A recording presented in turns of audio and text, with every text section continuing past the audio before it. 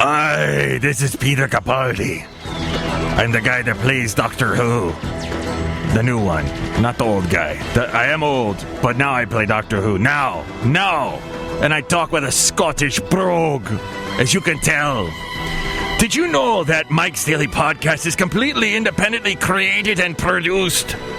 Did you know just about every podcast you listen to is part of a huge network, corporation, or just simply lifted off a bloody radio station? Did you know big-name podcast players like the iTunes or the Stitcher show only podcasts that pay for advertising or have big names on them from TV or film? I don't really talk this weird in real life, do I? Please do what you can to support podcast players. I'm turning Irish now. But I'm Peter Capaldi. Now, Mike's Daily Podcast. This show is clean, pretty much. Mike's Daily Podcast. Episode 814. Hello, it's Mike Matthews broadcasting from the last place on Earth, located somewhere in Podcaster Valley, California. Today it's part 2 of my Into an Interview with the Seattle band LOWLANDS. Plus we hear from Madame Rootabega, Valentino, Bison Bentley, and Europe is launching spaceships. At least their spaceships give you a decent meal on board. Yeah, nuts don't actually count as a meal. Mike's Daily Podcast. And if I were a Republican right now, Obamacare, I'd be trying to repeal Mike's Daily Podcast. And last night I tried to watch the TV show Sleepy Hollow on Hulu, but my stupid computer kept breaking down. Pee-pee is yellow. Hey, have you been watching Agent Carter with Haley Atwell? She's so beautiful. More actresses should look like that from the front and back. Well, that's about all I had to say about Mike's Daily Podcast. And on the last show, we found out Benita is addicted to Oprah's network. Mike's. And then we told her podcast she could twerk. Yeah! If she wanted to. Like Katie Couric. There's this guy that pulled up in front of my house. Well, a couple houses down. And look who just walked in. Hello, Michael Matthews. This is Madame Rootabega. Yes, I saw that guy. Here's Mr. City. Yeah, what they do now is they go right up over the manhole cover in the middle of the street, and they'll park the truck, and then they do something. There's some kind of mechanism underneath the truck that lifts the manhole cover and does like puts a camera down there. I don't know what they do. But my street isn't very big. And see, this is the thing that I found, the buyer's remorse when I bought this house over 5 years ago. And that is, I didn't realize I live on a busy street. It looked like it was a nice little neighborhood, quiet street. No, it turns into the 405 at like 7 o'clock in the morning. Cars going back, there's not enough room. And all of a sudden, this truck is parked in the middle of the road. It's quite dangerous. The guy was brave that did that. The truck driver working for the city. At one point, though, at the time, he stopped the truck. It wasn't that busy. But there was a moment I saw through my window where like a guy was careening up the street in one of those fake VW bugs, Beetles, whatever. And there was another guy going the other direction, and they were trying to cut it really close in the little space that the truck had left. And the guy from the truck yells out, "Whoa, whoa, whoa!" But luckily he got his job done quick and he got out of there. The street is crazy busy. I do not get it.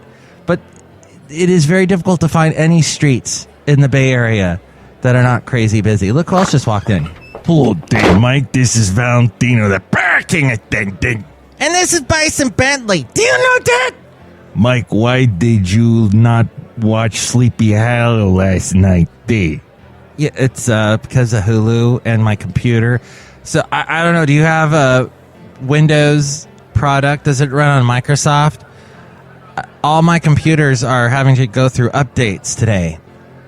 And this one computer that I watch the Hulu on that's connected to my TV, it just was... It was updating and then became unresponsive and went into a coma. Well, Mike, that's really tragic. You know, Bison Bentley and I don't really watch the TV anymore. Yeah, in fact, that is in our cartoon today. Bison Bentley and I are talking. That's right, Mike. We are discussing the fact that we do not watch TV anymore, and all I watch is Netflix. Do you know that? I gave Netflix a free plug, but I still have to pay for it. Do you know that? Yeah, and that's more and more the way people are going, it appears. They're stopping their cable connection and just going with internet connection. Let's hear it for Simply Internet Connections. Thanks to the internet, you can listen to the show.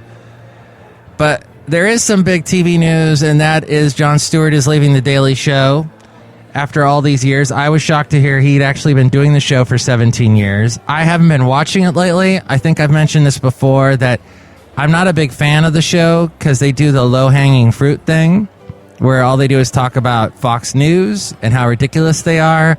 And that's easy to say because ridiculous they are. But the fact is, it was a good show for a long time. Very clever writers. So much great talent came from there. Steve Carell, Stephen Colbert, Ed Helms. But Jon Stewart I love his... See, there was Craig Kilborn before him, and Craig was he was funny, but he was a good-looking guy, funny, and he didn't have the heart on the sleeve aspect that Jon Stewart did. You would never see Craig just like open up and talk about... I don't think Craig could do the show after 9/11. Jon Stewart, he waited a couple of weeks, and then he did this, I think, like 10-minute monologue where he just talks about what it means to be a New Yorker and how hard it was to get back into doing a comedy show after something so tragic had happened. So Jon Stewart, he'll be doing something else, he mentioned in his announcement. He's still doing the show until an undisclosed time, but yeah. And then Brian Williams, of course, he's off the TV, and we talk about that in the cartoon, which you can see at MIKEs-DAILY-PODCAST.com. Michael Master, I'm going to get you a date with Haley Atvan. The what? No. Agent Carter? That's impossible. Yeah, I was just trying to get your spirits up. Oh, you sounded a little down after that last part. Yeah, Haley Atwell is beautiful. But she's British. You know, what would we talk about? We talk completely different languages. And she's way younger than me, and, you know, she's on a major TV show. So we don't have a lot to connect on there. Mike, you could connect on the fact that you guys both have skin day. Yeah, Mike, that's a good base topic. Do you know that? Thanks, guys. That's a great suggestion. Did you know Europe, speaking of Europe, because we were, kinda, they sent a spaceship up into the air, into, I guess, what you would call space. About 100 minutes after blasting off aboard a Vega rocket today, the European Space Agency's prototype spaceplane called the Intermediate Experimental Vehicle, or IXV, made a parachute descent back to Earth, completing a test flight aimed at developing technologies for reusable spaceships and atmospheric re-entry. This according to news.discovery.com. The Vega rocket, which lifted off at 8:40 this morning, Eastern Standard Time, from Europe's spaceport in Kourou, French Guiana, delivered IXV to an altitude of 211 miles.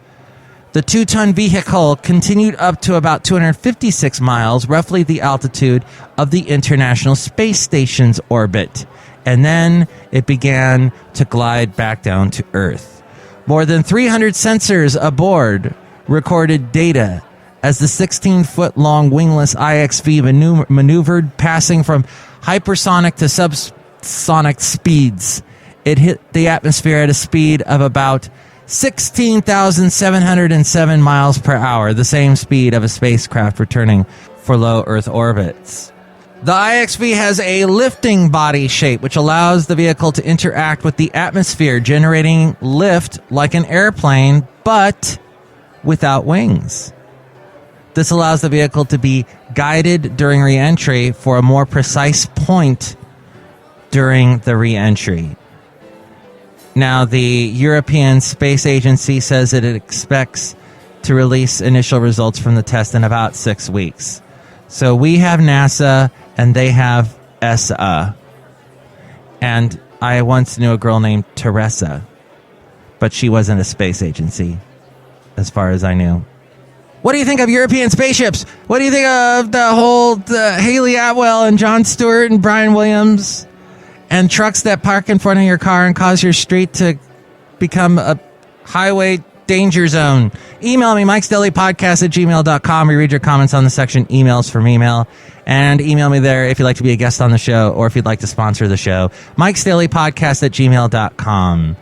And there is the website, MIKES-DAILY-PODCAST.com, where there are links to where to listen to the show in iTunes, rate the show, and comment on the show in iTunes, and more people find out about us. As you heard at the beginning of the show, it is difficult to be seen on iTunes or Stitcher unless you pay gobs of money or you have a very important name. There are also links to where to find us on YouTube, SoundCloud, TuneIn, Stitcher, Podomatic, Mixcloud, Spreaker. We can be heard on all of those platforms. Tell your friends about the show through Facebook, Twitter, Instagram, and Yelp. Like the Facebook page, and when I post a new show, share it with your friends and more people will find out about us. I'm on Tumblr too, although a lot of people still go, "What's a Tumblr?" I call those people old. And then there is the Amazon link.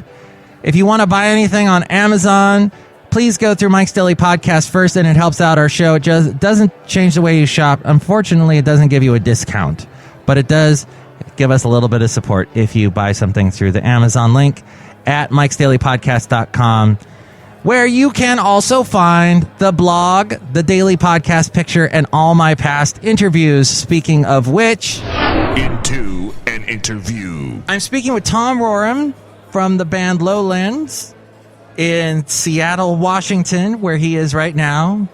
We're talking via Skype, and I'm watching him drink a beer, and I'm getting really jealous. It looks good. And he's a font of knowledge for beers in Seattle. And tell me about putting this album together, The Whale. Yeah, the songs are actually songs that we've been playing live for a while now. So we have been kind of refining the sound of these songs for a good while. And so going into the studio, that helped quite a bit getting us prepared. And so this summer, like I said before, we added 2 new members. And so really our job in the summer was get them up to speed on these songs that we were thinking about recording.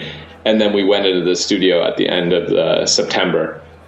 And we've just kind of felt like these were the songs that felt the strongest, that they share similar themes, but that they're diverse enough that it shows what our band can do, musically speaking.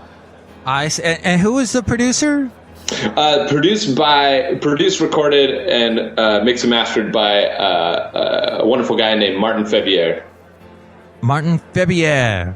Yeah, and he owns a studio here in Seattle called Jupiter Studios, and very phenomenal producer. I mean, it was super fun to work with. He's British, so he has a lot of fun mannerisms and fun sayings that he would say during this studio session. So it was good. I bet they're good, like, cheerio. I can't think of any British expression. Well, he would call us lovelies a lot, so he'd be like, "That's great, lovelies. Thank you. Let's try it one more time." Give it another go. Yeah, give it another go. Pinch your cheek, tiddlyweek. I don't know. And I watch like a lot of British TV shows, and I'll laugh at some of the sayings, and then I can never remember them. But yeah, so I wanted to also ask you about the venues that you play in Seattle, and what are some of the ones you like to play?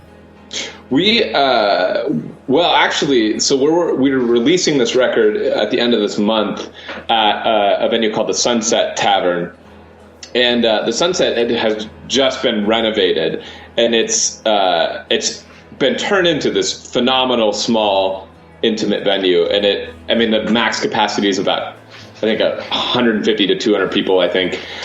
So not huge, this isn't a big arena or anything like that, but it's, they've got a great sound system now. It's a great setup, beautiful bar. It's really a phenomenal place to play. So that's quite a great one. So we're really excited about that. Connor Byrne, like you said, is one of my favorites just because it's a great little bar, and usually you can get a good crowd there. The open mic is a lot of fun. And then the best venue I've ever played at in Seattle is at the Triple Door. And that was like the very first show that we did as a band, like 4 years ago. A friend of mine was playing there, and he asked us to open for him, and it was very kind of him, and we were able to play. And it's this dinner venue kind of, so there's like seated, and it's beautiful stage, and they've got these awesome lights behind you, and best sound I've ever had on stage. I mean, it was a treat to play there. So Triple Door. Triple Door, yeah. I almost said Jean Triplehorn because she's an amazing actress. Yeah, and then and she's beautiful. And then Sunset Tavern is another good place. Okay, to check out. What's one of the strangest venues in your entire music career that you played? That is a great question. So I played an acoustic show in Stockton, California, and it was in like an art gallery, and it was like a warehouse type art gallery, and they had like opened this like storage door, and it was in this like really sketchy part of town. I mean, it looked like a post-apocalyptic world outside. And this really creepy art was all around. I mean, it was very cool in one way, but very weird. It was a weird vibe. It was some weird vibes going on. Wait, was that a Brian Jackson thing? He's the guy that he came here with Kai Alfred Hillig and Daniel G. Harmon last year. And then they went on to play at a couple interesting venues like in Modesto and Stockton. Yeah. You weren't on that tour, were you? No. This was like 2008. Oh, okay. This is a while ago. Yeah. Interesting. Well, now, some of your music reminds me a little bit of Crowded House, which I was a big fan of. Yeah. And in fact, they have an album called The Temple of Low Men. Oh, nice. and that remind me of Lowlands. Mm-hmm. But were you influenced at all by Crowded House, or who were some of your influences? Yeah, no, Crowded House, that's a new one. I haven't heard that one before. For what we sound like. No, that isn't the Crowded House. Not a huge influence for me. For me, some of the bigger influences, definitely like Radiohead and Wilco, are two of my like favorite bands. And then there's a band called Punch Brothers, which is a kind of a bluegrass setup, but they're all virtuosos on their instruments and can play anything. And they're definitely pretty influential for me. So. Well, I want to play Passionate Soul, the song Passionate Soul, and it's got a nice, beautiful shuffle to it. Yeah. As you're shuffling there. And we're doing a music shuffle. Yeah. Shuffle. But it's a great song. How did this song come about? Yeah, so I actually wrote this song a long time ago. It was been almost like 5 years, so it's always been in the rotation of songs that we've played live. And I initially wrote it as like, kind of as an anthem for pursuing this ridiculous career choice that I'm choosing right now of playing music, and that you have to be very diligent about everything that you do. And so the themes of it, I'm kind of just like letting go of the fears that I have, essentially. So it came together really quick when I wrote it, but it's always stuck with every form of the band that we've had, which has been pretty fun. Wow, so it's lasted it's stood the test of time. Mm-hmm. Well, here's Passionate Soul from the album The Whale. It's Lowlands, and Tom Roram we're speaking to on Mike's Daily Podcast.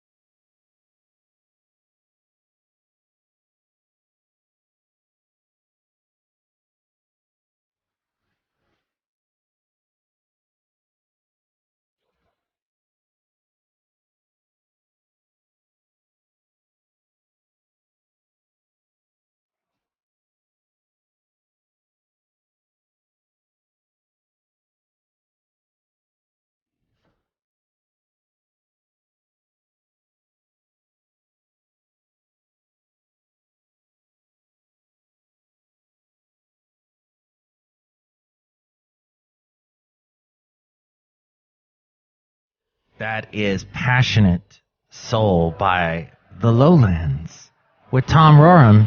We'll speak with Tom again tomorrow as we go outside of the last place on earth where we bring you Mike's Daily Podcast somewhere in Podcaster Valley, California.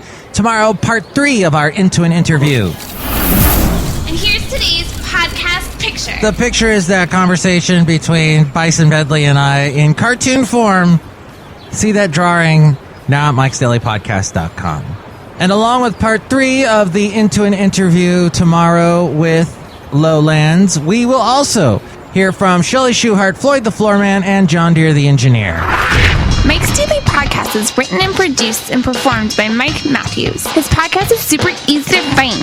Download or listen to his show and read his blog at MIKES-DAILY-PODCAST.com. Email Mike now at MIKES-DAILY-PODCAST@gmail.com. See you tomorrow.